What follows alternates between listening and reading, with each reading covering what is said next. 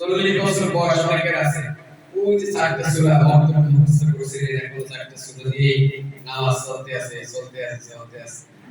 সারা বছর হয়ে যায় একটা সূরা মুখস্থ করে, 10 বছরে 10টা সূরা মুখস্থ করে। তাহলে আল্লাহ প্রশ্ন কেন করবেন? কতটুকু জেনেছো, কতটুকু মেনেছো? হুজুররা তো জানছে পরদাদা হয়ে গেছে, এখন হুজুররা না মানলে শাস্তি দিবে নাকি? না আপনি জানলেন না, মানলেন না, শাস্তি করে আপনার বড়া আর বলবে হুজুররা বেশি ধরা দিবে। আমরা সবসময় নিজে নিজে চিন্তা করি, কোন হুজুর জাহান্নামে গেল না জান্নাতে গেল, কবরে গিয়ে আমরা জিজ্ঞেস করি না, বা জিজ্ঞেস করে কবরে করে কার জান্নাতে গেল না জাহান্নামে গেল আমরা জিজ্ঞেস করি। আমাকে প্রশ্ন করবে আমার সম্পর্কে, আমার স্ত্রী সম্পর্কে, আমার ছেলে, আমার মেয়ে পর্দা করে কিনা আমাকে জিজ্ঞাসা করবে। আমার ছেলে নামাজ পড়ছে কিনা আমাকে জিজ্ঞাসা করবে। কিয়ামতের দিন আমার সন্তান আমার বিরুদ্ধে আল্লাহর দরবারে নালিশ করবে।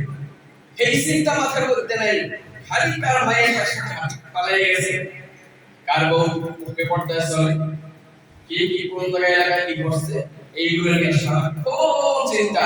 নামাজ নাই, রোজা নাই, হজ নাই, যাকাত নাই, কোরআন তেলাওয়াত নাই।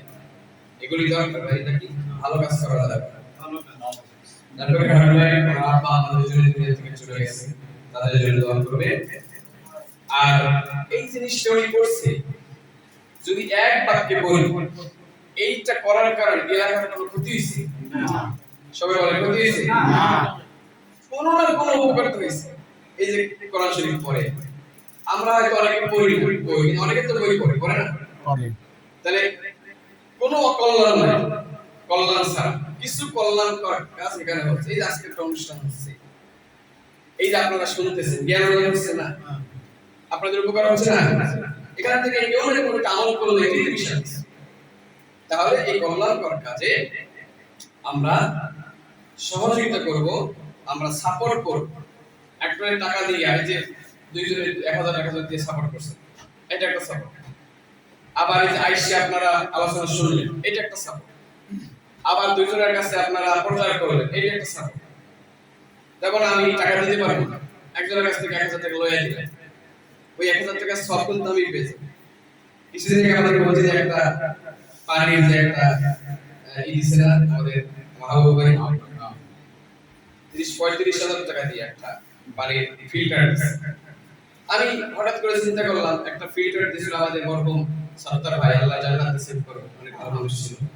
তো এটা নষ্ট হয়ে গেছে, মুসলমানদের দেখা যায় যে প্রচন্ড গরমে হাঁপাই আসে, একটু পানি যদি ঠান্ডা পানি পায় হৃদয়টা শীতল হবে।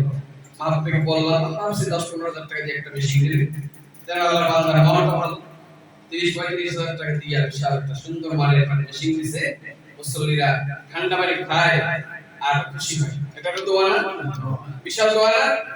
এই যে জনকল্যাণমূলক কাজ, এই যে আমি হেল্প করলাম, আমি তার মাধ্যমে যে করাইলাম, সে 35,000 টাকা দান করে সওয়াব পেল, আর আমি ওইটাকে সাপোর্ট কইরা তার কাছ থেকে আয়নার মাধ্যমে 35,000 টাকা সওয়াব পাই। সুবহানাল্লাহ। আপনারা যদি সম্মতি দেন, সাপোর্ট করেন, কার মাধ্যমে কিছু এখানে দেন, সব দিক থেকে আল্লাহ তাআলা সওয়াব দান করেন। ভালো কাজ যেখান থেকে পারেন করবেন, খারাপ কাজ টাকা দিলেও করবেন, খারাপ কাজ কি করবেন না, টাকা দিলেও করবেন না। আসলে কষ্ট হয়ে যাচ্ছে সবার, আমরা দোয়া দিতে যাবো, সবার জন্য দোয়া হবে, আমার জন্য দোয়া করবেন, আপনাদের জন্য আমি দোয়া করব, ফাউন্ডেশনের দোয়া করব। ঈশ্বর হারুন ভাই একা মানুষ দৌড়াদৌড়ি করে, তো অনেকে তাকে অনেক কিছু বলে, আমি সবসময় তাকে সাপোর্ট দিই যে আপনি চালাই একটা ভালো কাজ এলাকার মধ্যে হচ্ছে। অকল্যাণ কিছু দেখি, যদি এখান থেকে অকল্যাণ হলে আমরা নিষেধ করতাম যে বাচ্চা এগুলো আপনি এগুলো করে, আল্লাহ তাআলা যদি এই ফাউন্ডেশনকে কবুল করে নেন, সবাই দোয়া করবেন।